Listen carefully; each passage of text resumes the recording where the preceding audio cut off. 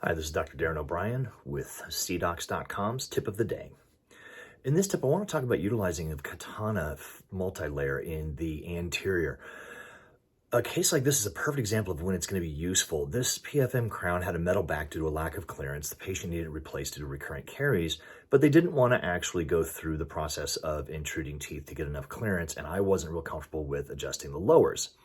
So once we got our proposal back, we look at this and we've got a nice proposal as long as we're working with the katana material, because we've got our clearance at about 0.8 millimeters and we've got no shine through and no minimal thickness.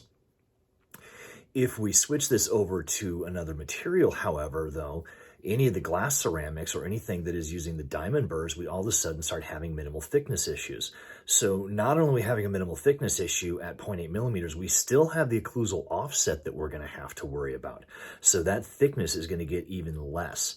This is a perfect time for utilizing katana, because if we look internally on these glass ceramics, we have these larger burr marks from the overmilling process due to the size of the burrs. And this was done with the smaller burr, the 12 burr versus the 12S. If we look at the milling parameters, the occlusal clearance parameters on the katana, we only need 0.8 millimeters in the anterior on the lingual aspect. And since there is not the amount of overmilling with the katana, and there's no milling offset, we can see that the internal aspect or the intaglio of this crown is much smaller diameter inside, because we're starting with a larger substrate, and so the burrs can get in there and clean it out, and then as it shrinks, we don't end up having that overmilling process.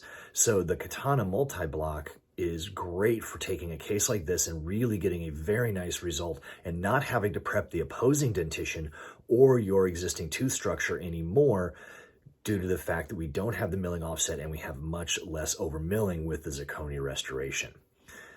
I hope this helps. This has been your CDocs tip of the day. For more information on these types of cases, visit us on our website at cdocs.com or join us in one of our workshops.